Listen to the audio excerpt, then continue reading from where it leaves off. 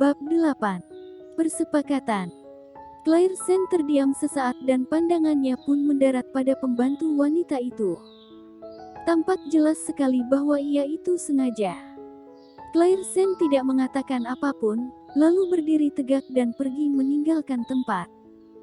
Kamu benar-benar menganggap statusmu menjadi tinggi karena sudah menikah ke keluarga Ye.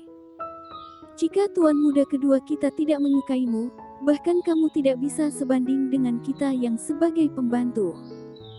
Benar sekali, lihat saja penampilannya itu.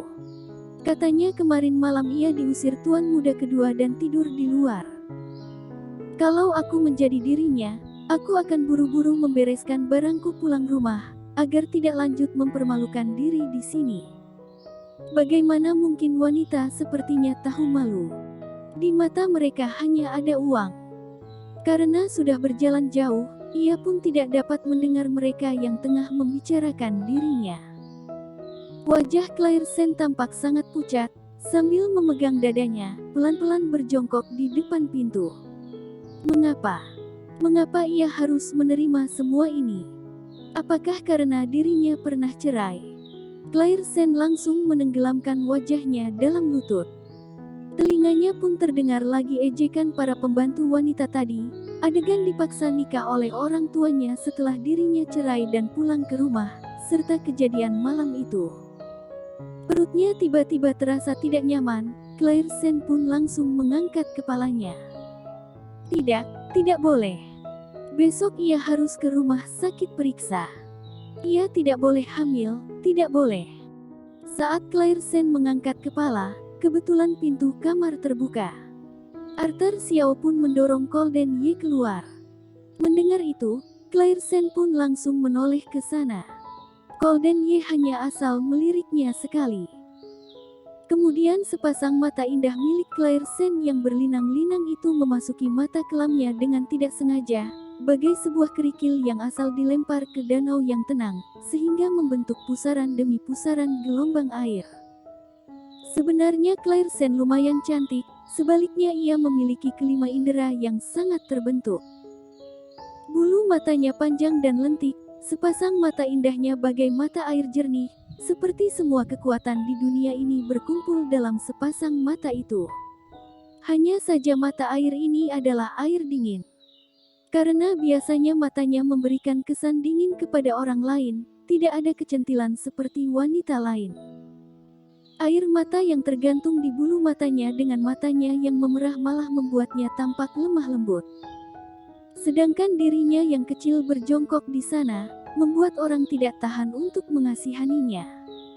Mereka berdua memandang satu sama lain, tanpa berbicara. Beberapa saat kemudian, Claire Sen yang membuka mulut terlebih dahulu dengan suara pelan. "Kak, kamu mau keluar?" Suaranya terdengar serak dengan membawa suara sengau yang berat. Dengan jarang sekali, Golden Ye bisa-bisa menutup mulut dan mengangguk.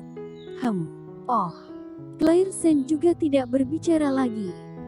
Ia pun menarik kembali pandangannya, lalu merunduk kepala, menatap ujung kakinya melamun. Golden Ye mentapnya dengan pandangan yang pelan-pelan menjadi suram. "Bukankah aku sudah bilang jangan mempermalukan aku di sini?" Mendengar ini, Claire Sen pun mengangkat kepala, memandangnya ketakutan. "Tapi bukankah kita sudah menyepakatinya dan kamu juga menerimanya, bukan?" Golden Ye tertawa sinis. "Aku menerimanya.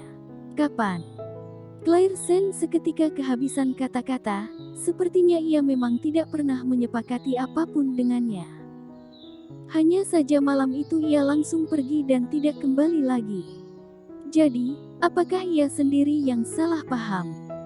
Mengingat hingga sini, Claire Sen pun merunduk dan menggigit bibir bagian bawahnya. Tiba-tiba, "Sebelum aku menemukannya, aku boleh membiarkanmu tinggal di sini, tapi kita harus membuat persepakatan dulu." Claire Sen langsung mengangkat kepala. "Mencari siapa?" Mata Golden Ye yang kelam itu sangatlah mengerikan. "Yang tidak seharusnya kamu tanya, sebaiknya kamu jangan tanya." Claire Sen pun merunduk lagi. Benar juga, apakah orang yang mau ia cari ada hubungan dengan dirinya?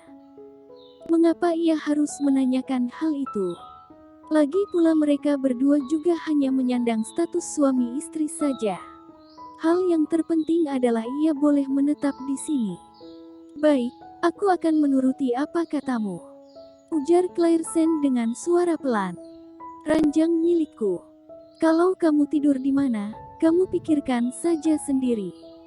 Barangmu hanya boleh disimpan dalam kopermu dan tidak boleh taruh di dalam lemariku. Dilarang menyentuhku. Ia boleh tidur di lantai, meski tidak boleh tidur di ranjang. Jika barang-barangnya tidak boleh ditaruh dalam lemarinya, maka ia boleh pergi membeli lemari lagi. Dilarang menyentuhnya.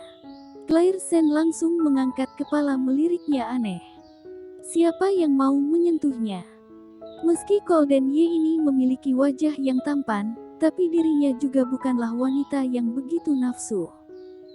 Setelah selesai memikirkannya, Clairsen pun langsung menerimanya. Boleh, aku terima semua janjimu itu. Arthur, aku di sini. Ayo jalan. Arthur Xiao pun mendorong Golden Ye pergi. Memandang punggung kepergian mereka, Clairsen pun menghela nafas lega, kemudian ia pun pelan-pelan menunjukkan senyumannya. Bisa membuat kesepakatan dengan Golden Ye, berarti sama dengan dirinya boleh menetap di sini. Clairsen bangkit dari tempat dan mengambil kopernya masuk kamar. Hari kedua, setelah bangun tidur, Clairsen pun mengganti pakaian yang tampak sederhana, lalu memakai topi keluar rumah. Saat tiba di depan gerbang pintu, ia pun kebetulan bertemu dengan Davin Ye yang mau berangkat ke kantor. Claire, apakah kamu mau ke kantor mencari Golden? Kebetulan aku bisa memberi tumpangan untukmu. Clairsen tidak menyangka bisa bertemu dengannya. Mengingat tempat yang ia akan datangi, ia pun langsung menggeleng kepala. Terima kasih, Kak. Tapi aku bukan mau ke kantor. Benarkah? Kalau begitu, kamu mau kemana? Aku boleh mengantarmu. Tidak perlu, Kak. Aku mau pergi ke tempat yang berlawanan arah dari kantor, tidak sejalan. Baiklah kalau begitu. Kamu sendiri berhati-hati ya. Clairsen berjalan sangat lama, baru tiba di pinggir jalan. Setelah menaiki kendaraan umum, ia pun langsung memakai penutup wajah. Ia benar-benar takut. Hasil tes kemarin membuatnya merasa tidak tenang untuk waktu yang sangat lama, sehingga ia tidak dapat tidur dengan baik kemarin malam. Semoga hasil tes kemarin itu salah. Tiba di rumah sakit, Clairsen pun mengambil nomor antrean menunggu giliran. Orang-orang di sekitarnya menggunakan tatapan aneh memandang dirinya. Clairsen terbatuk ringan, lalu mengeluarkan kacamata dari tas dan memakainya. Oleh karena itu, pandangan orang-orang kepadanya menjadi semakin aneh.